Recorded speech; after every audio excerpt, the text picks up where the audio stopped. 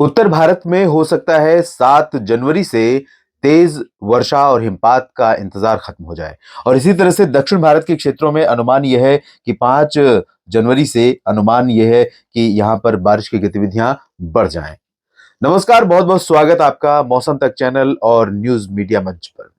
इस वीडियो में हम बात करेंगे अगले 3 दिनों के दौरान किस तरह का मौसम रहेगा, साथ ही साथ एक आने वाले एक सप्ताह के दौरान क्या वास्तव में उत्तर भारत में WD दस्तक दे सकता है, कितने दिन रहेगा उसका इम्पैक्ट, इसकी भी तफ्तीश करने की कोशिश करेंगे। फिलहाल हम सैटेलाइट तस्वीरें अगर देखें क्लाउड्स की अगले 3 दिनों के लिए, तो इस समय अनुमान यह है कि आज से लेकर 3 जनवरी से लेकर 4 और 5 जनवरी के बीच में सिर्फ पैची क्लाउड्स ही देश में दिखाई देंगे। उत्तरी इलाके हों या फिर मध्य क्षेत्र या दक्षिणी भाग, लेकिन यहाँ पर पैची क्लाउड्स यानी छिटपुट और छितराए हुए बादल दिखाई देंगे, जिनसे बहुत ज्यादा उम्मीदें बारिश की आप नहीं कर सकते हैं।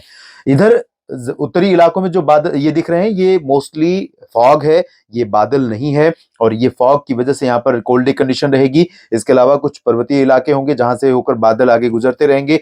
लेकिन मध्य भारत के भागों पर छत्तीसगढ़, उड़ीसा, मध्य प्रदेश और महाराष्ट्र में बेसिकली इन भागों पर हल्के बादल दिखाई दे रहे हैं। ये देखिए 3 और 4 5 जनवरी को दिखाई देंगे और इन बादलों से यहाँ पर जरूर सेंट्रल इंडिया में कुछ संभावनाएं बन सकती हैं। दक्षिण भारत में भी बादल आते जाते रहेंगे और छिटपुट बारिश होने की संभावनाएं बनती रहेंगी। ये देखिए 4 जनवरी को बादल यहाँ पर बढ़ रहे हैं। इसमें नागपुर के ऊपर के हिस्से, जबलपुर तक का हिस्सा कवर होगा। साथ ही साथ होशंगाबाद, छिंदवाड़ा, बैतूल और आसपास के इलाके मध्य प्रदेश में कवर होंगे। और अनुमान यह है कि 5 जनवरी से 4 और 5 जनवरी को यहाँ पर बारिश होने की संभावना है। और 5 जनवरी से साउथ इंडिया के कुछ इलाकों में, साउदर्न टिप जो है तमिलनाडु और केरल का, इन भागों से बारिश का एक नया स्पेल शुरू होगा और वो अगले 2-3 दिनों तक, 4 दिनों तक रहेगा। इसके अलावा अगर हम उत्तर भारत की बात करेंगे, उत्तर भारत के भागों में आने वाले 7 जनवरी से लेकर अगले तकरीबन 4-5 दिनों तक का प्रोजेक्शन दिख रहा है।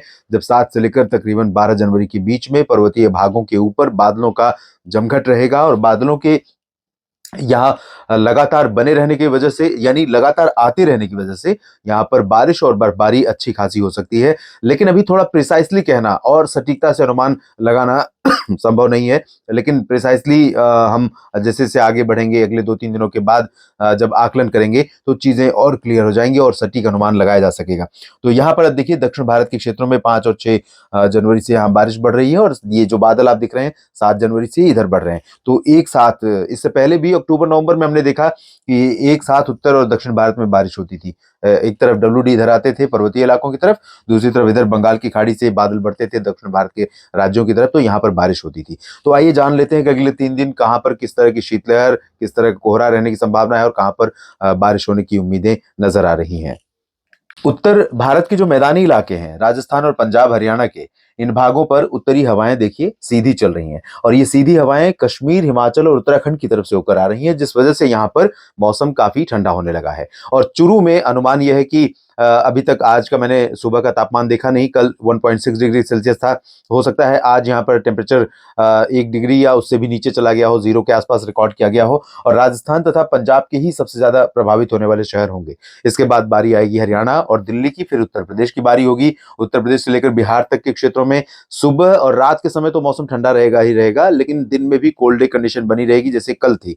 और कोल्ड डे कंडीशन इसलिए बनी रहेगी जब नॉर्मल से टेम्परेचर बिलो रहेगा, नीचे रहेगा, धूप नहीं दिखेगी और ठंडी हवाएं चलती रहेंगी, तो ये हालात बनेंगे। और यहाँ इसलिए ये हालात बनेंगे क्योंकि इन भागों में काफी घना कोहरा रहने की संभावना दिखाई दे रही है।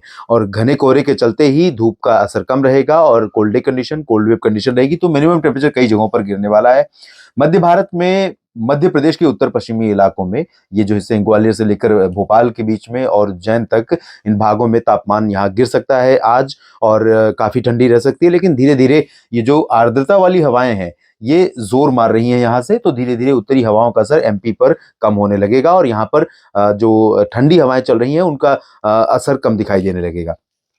फिलहाल पूर्वी मध्य प्रदेश से लेकर छत्तीसगढ़ ओडिशा के बीच में मॉइस्चर वाली हवाएं चलेंगी और दक्षिण पूर्वी एमपी से लेकर और महाराष्ट्र के लगभग सभी जगहों पर। तो इन हवाओं के चलते यहाँ पर मैक्सिमम टेम्परेचर थोड़े से नीचे रहेंगे, लेकिन मिनिमम टेम्परेचर सामान्य से ऊपर रिकॉर्ड किए जा सकते हैं। साउथ इंडिया की तरफ अगर हम चलें तो साउथ इंडिया में ये जो तटीय दक्षिणी तटीय ओडिशा है, आंध्र प्रदेश है और तमिलनाडु है, इन भागों में कई जगहों पर बादल रहेंगे और रुक रुक कर हल्की वर्षा हो सकती है। अच्छी बारिश के लिए थोड़ा सा इंतजार कीजिए, साउथ इंडिया में शुरू होगी। सेंट्रल इंडिया में भी 4 तारीख को शुरू हो सकती है बारिश और इधर पूर्वोत्तर में फिलहाल बारिश के चांसेस नहीं है। तो ये रही 3 जनवरी की सिचुएशन। 4 जनवरी को आप देखिए सेंट्रल इंडिया में, जैसे मैंने कहा था कि विदर्भ और मराठवाड़ा के कुछ इलाके ऐसे हो सकते हैं जहां पर हल्की वर्षा हो सकती है। और 5 जनवरी को 4 जनवरी की रात में यहाँ जबलपुर, मांडला, होशंगाबाद, छिंदवाड़ा, बैतूल और आसपास के कुछ एक इलाके ऐसे हो सकते हैं जहां पर बादल पहुंच सकते हैं और थोड़ी बहुत बूंदाबांदी हो सकती है।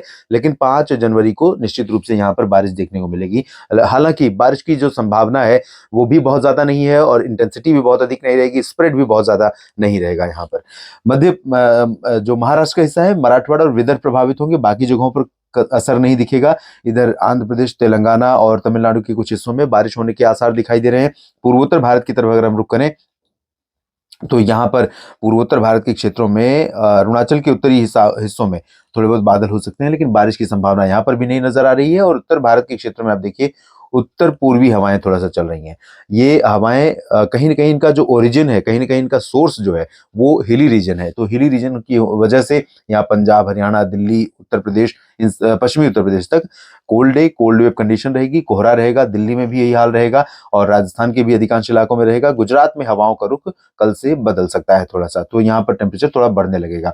और बिहार, झारखंड, पश्चिम बंगाल में पश्चिमी हवाओं के बीच में कोहरा छाने की संभावना दिन में रहे, सुबह के समय रहेगी, दिन में धुंध रहने के आसार हैं। तो ये रही स्थिति 4 जनवरी की। और अब हम डालते हैं नजर एक बार 5 जनवरी के आंकड़ों पर। 5 जनवरी को भी यहाँ पर अनुमान ये है कि सेंट्रल इंडिया को छोड़कर बाकी जगहों पर कोई ज्यादा चेंज नहीं है, लेकिन साउथ इंडिया में ये देखिए बारिश बढ़ रही है। और ये 5 जनवरी को आप देखेंगे चेन्नई के नीचे नीचे पुडुचेरी से लेकर पंबन, त्रिवेंद्रम, को कन्याकुमारी और त्रिवेंद्रम के बीच में यहाँ पर बारिश की गतिविधियां बढ़ेंगी। धीरे धीरे बारिश का दायरा और इंटीरियर पोर्शन में आएगा। यहाँ पर 5 जनवरी को मध्य प्रदेश में कुछ इलाकों में और महाराष्ट्र के कुछ हिस्सों में बारिश होगी। बाकी जगहों पर बारिश की संभावनाएं फिलहाल नहीं है और पूर्वोत्तर में भी बारिश का आसार नहीं है। लेकिन आगे देखिए 7 जनवरी से WD ऐसा लग रहा है कि 5 जनवरी के बाद 2 दिन का गैप लगेगा जब ये सिस्टम यहाँ पर पहुंच जाएगा और इसका इम्पैक्ट भारत के हिली रीजन्स के साथ साथ प्लेन्स पर भी दिखाई देगा।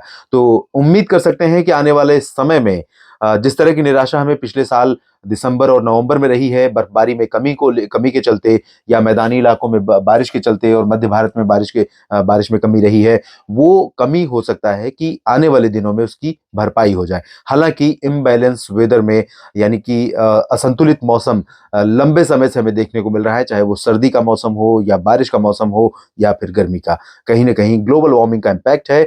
हमें अपनी तरफ से एहतियात बरतना होगा। अपनी खेती को मौसम के बदलते रूप के आधार पर खेती को भी परिवर्तित करना होगा।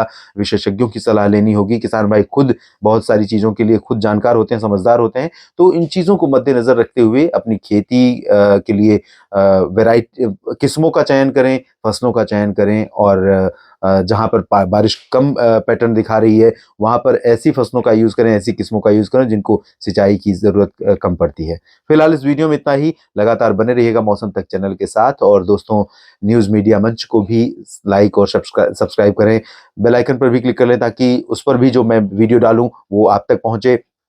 और उसका जो लिंक है उस चैनल का, न्यूज मीडिया मंच का, उसका लिंक इस डिस्क्रिप्शन बॉक्स में है और साथ ही साथ कमेंट बॉक्स में भी मैं डाल रहा हूं ताकि आप आसानी से उसे क्लिक कर सकें और सब्सक्राइब कर सकें और अपने सुझाव जरूर उस चैनल के लिए दें। धन्यवाद।